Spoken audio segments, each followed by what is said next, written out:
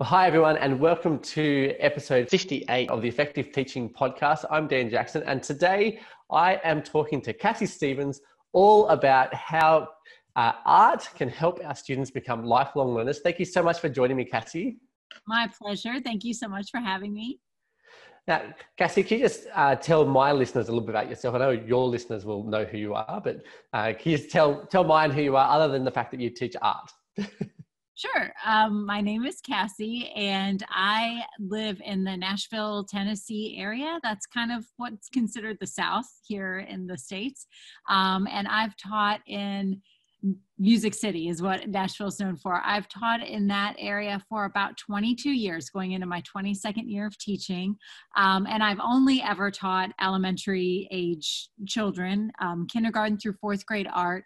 I'm at my second school. My first school I taught in Nashville for 5 years, and now I've been at the school ever since.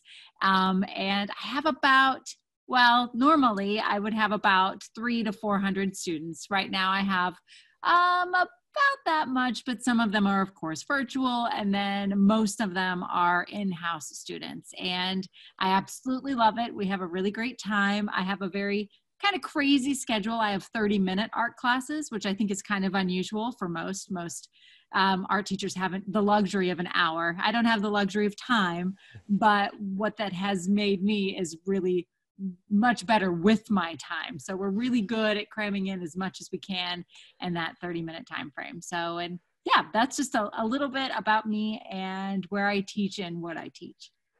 Awesome. And of course, you obviously also have, lots of other things that you've got going on. You've got a blog, you've got your own podcast channel, you've got a YouTube channel, and you've written a couple of books as well. And there'll be links to that all in the show notes at teacherspd.net/50.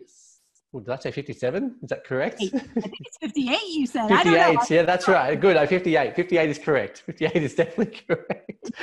My problem is 57 came out like yesterday. So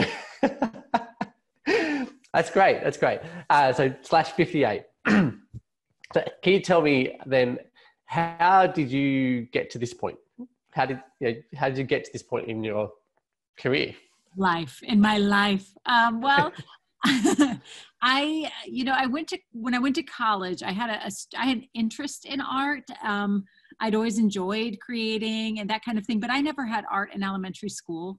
So I never really thought of it as a career choice. But when I was in college, I took a couple of painting classes and I absolutely fell in love with oil painting.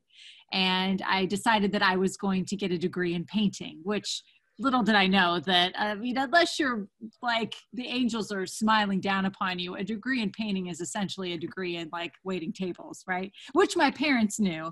And they said, look, we're not going to be funding you to go to school to be a painter. We're happy that you love it, but it's just not going to be something that we can do. So we kind of came to an agreement that if I got an education degree in art, that I could also pursue this painting passion of mine. And I loved painting so much, I would have, signed on for just about anything. So I graduated with a degree in art education and painting. I didn't have any plans to teach, but I did my student teaching in Ireland, which was a lot of fun. And I came back home from that experience. The year was 1998, which, it's so weird for people like us to think about that some listeners out there probably weren't even born at that point. That just always blows my mind. Even kids who have graduated school weren't born yet at that point. Crazy. So when I came back, I really still didn't have any intention on teaching. But I did want to, eat and have an apartment and things of my own. So the first teaching job that popped up was in Nashville, which is about 6 hours south of where I grew up. And I decided to just kind of go for it. And when I started teaching, I suddenly realized that, oh my goodness, I am like in charge of the art education of all of these small humans. And this is a pretty tall order. And this is something I have to take really seriously. So I got real serious about teaching.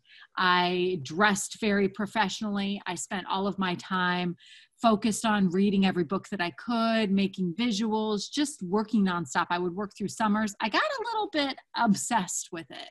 And in that kind of process, what I let go of were my own creative pursuits. I kind of threw that whole painting degree out the window. I stopped painting entirely and creating, thinking I now have this job where I have to have serious focus and I don't have time for these other creative outlets. And what that did, my mind is that this is going to make me the best teacher that I can be. But what it did was it made me a very bitter teacher because I had really neglected all of my things that I was interested in. I'm teaching these kids how to be creative, but I'm not spending any time of my own being creative. And what I realized eventually is that for a creative person, and I think all teachers are creative people, that we just kind of pursue it in different ways. What I realized was if I wasn't pursuing my creative outlet, it was kind of like I was experiencing a deficiency. You know, I liken it to taking vitamins. We take vitamins so that we, you know, anything that is deficient in our diet, we can actually get. But when I wasn't pursuing any creative outlets, I was experiencing like a serious creative deficiency, and it was showing up in my teaching. I was cranky, I was uninspired, I was just frustrated. And it wasn't until I realized, oh gosh, I am telling my students, you know, you need to be creative outside of the classroom too, but I wasn't doing that myself. So when I started carving out time of my own to, you know, pursue my creative passions, I was a lot more of a happy teacher. So that's kind of where I am now. I spend my weekends a lot of times sewing outfits or painting things that I'll hang in my art room, or really just anything that I feel like doing or creating. I make sure to carve out time to do it. Even if I think I don't have time, I have to remind myself, this is what's going to make me a better teacher. It doesn't directly affect my teaching in that it's not necessarily something for my room, but it affects my mindset and my way that I approach teaching. And that's going to make a world of a difference. You know, a happy person makes for a happy teacher. So It's important that we don't forget those things. And so what you're wearing today, is that something that you made yourself? Yes. Yeah. Can you show me? Can I have a look? Sure. There you go. So I love to sew. I've always loved vintage clothing. So, and I'm not a good seamstress at all. It's just, you know, it looks like you've done a great job. Well, that's because I'm on a little bitty screen, but you know, it just goes to show. I started sewing when I was 30, and it was just something I thought, you know what, I want to do this, and age doesn't matter. You know, Grandma Moses was like 80 or something when she picked up a paintbrush for the first time, and she just went for it. So why can't we do that? You know? So yeah. Oh, that's fantastic. So obviously you teach art. How do you see art helping your students to then become lifelong learners? How do you see that happening in your classroom? Well, I think that one of the things that I always want my students to know and feel when they come into my room is that art is fun. It's like a creative experience, because I feel like the way that we create a lifelong learner is by a hook. And that hook for everybody is a little bit different, but the hook that I often like to use is humor and fun. I always think to myself, silly sticks. So if I can make things silly in here, it'll stick with them. They'll remember it. And if they have a positive experience with creating, then when they go home, and they start to think, what could I do? Oh, I enjoy creating. I have so much fun when I go to art class. Why can't I do that now? You know, if you can really give them a warm fuzzy when they're in your space, then they're going to carry that along with them. I mean, even I'm sitting underneath my giant television where I do a lot of demonstrations, and just even to get their eyes on the TV, I've hot glued like giant googly eyes, and we've named him Stevie the TV, and one of his eyes fell off, so now he's Stevie the one-eyed TV.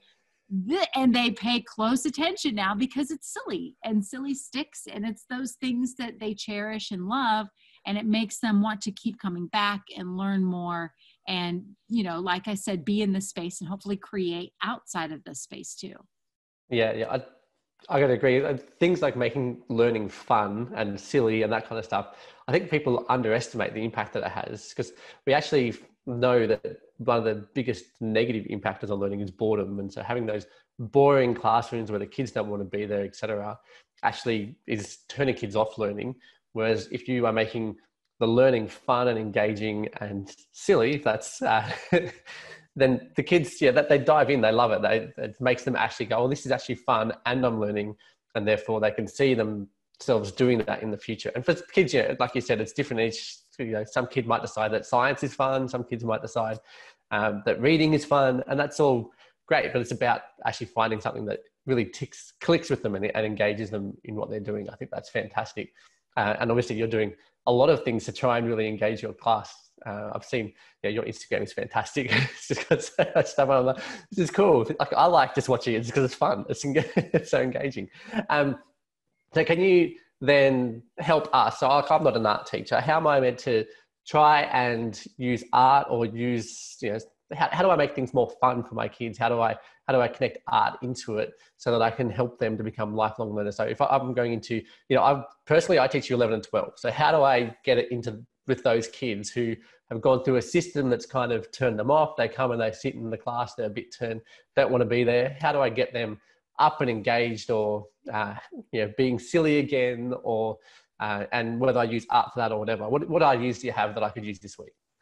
Well, I think it's really important for kids to see us, especially those older kids. I think it's important for them to see us being silly and us just embracing who we are. And I know for some people, that's not for everybody. And so I think what is really important is just figuring out your passions, your interests, and then bringing that into your classroom. Like maybe your passion is plants or roller skating, or just hula hooping. Who knows what it could be? But if you stop and think, I really enjoy, for me, sewing. So knowing that, and I always got a lot of questions from my students about my clothing and where did you get it and how do you make it, because those things are just something that they couldn't comprehend. I brought sewing into my classroom, and it's because it's my passion. I teach it with passion, and then they're excited to learn. So bringing what you absolutely love in, even if it feels completely unrelated, like, I don't know, basket weaving doesn't really seem like it might correlate with a math lesson, or does it? I mean, is there a way where you could use that passion, whatever it is, to teach your lesson? And they're going to see, oh my goodness, as an adult, this person loves something more than just, staring at their phone, or, just whatever they think, what boring things they think we adults are into. Why not show that other side of who you are? Because I think that what you might find is you'll teach with passion, and then you're going to use that hook to grab and bring in other students. And if you don't feel comfortable with art or with creating, I think that's really even more of the reason to bring that into your lessons, because then the kids can see you, quote, fail, and you get up and try it again. And look, this is outside of my comfort zone too, but here I am. I'm an adult. I'm willing to embarrass myself in front of you, and I'm going for it. And when they see that we kind of approach education and learning fearlessly, then that kind of opens the door for them to do the same. So I think, embracing your passions, doing what's a little bit different and kind of scares you, all of those things are big lessons for our students to see us do. It's more than just teaching from a book. They're watching us all the time, no matter what age they are, no matter if we think that they think they're too cool to do it. They're still learning from us and from our actions and how we approach, making mistakes, learning, trying new things, and sharing what we love fearlessly and unapologetically. Beautiful. I love that. I love the fact that you've told teachers to just basically share who they are, because it's part of our passions and bringing those in, and also to try new things, particularly with creative arts, and let the students see you fail and know that, even as adults, learning continues, and that whole demonstration of failing is okay. Like, I often try and make sure that, I purposely try and do things in front of my students so they see me stuff up, so that I can go, you know what, I do stuff up, it's fine, it's life. And it helps to set that culture in your classroom too, where failure is actually okay, because often in systems, it's particularly in academic systems, it's just seen as, I thought, you can't fail at math. Like it's that you have to get it right. Whereas failing is actually part of the process. You know, you don't work out maths the first time. Exactly. Well, Cassie, I want to thank you so much for coming on to the podcast. Can you tell people where they can quickly find you? Oh, sure. I'm kind of all over the place, and I'm kind of easy to find. It's Cassie Stevens with a PH, and you can find me on Instagram, Facebook, my blog, YouTube, TikTok, and I think that's it. I think I listed them all. Podcasts? I don't know. Just about any place. Yeah. I love to overshare, obviously. And everything's Cassie Stevens, isn't it? It's all. Yes, it is. Yeah, Yep. beautiful. And I'll share links, obviously, from the show notes to all of your stuff as well. Thank you so much for coming on. And if you guys have enjoyed listening to Cassie, please make sure that you hit the subscribe button on the podcast. Please leave a review of the podcast as well. Oh, your power just went out. We have motion sensor lights in my room. This happens to me all day long. Look, they're not going to go back on. Okay. That's okay. It's all right. And if you want to come and join the Effective Teaching Podcast community, we actually have a community on Facebook, and you can follow me as well on Instagram at Dan Jackson TPD. Now, I actually will put this up on Instagram for everyone to watch the video. It gets chucked into the Facebook group. It goes on YouTube. And of course, it's on the web page with the show notes. So come and check it all out. Meet Cassie, check out her beautiful dress that she made herself, and obviously follow her too, because she's got some awesome stuff going on all those platforms. She's doing a great job. So thank you again, Cassie. Thank you. It was so much fun. I appreciate it.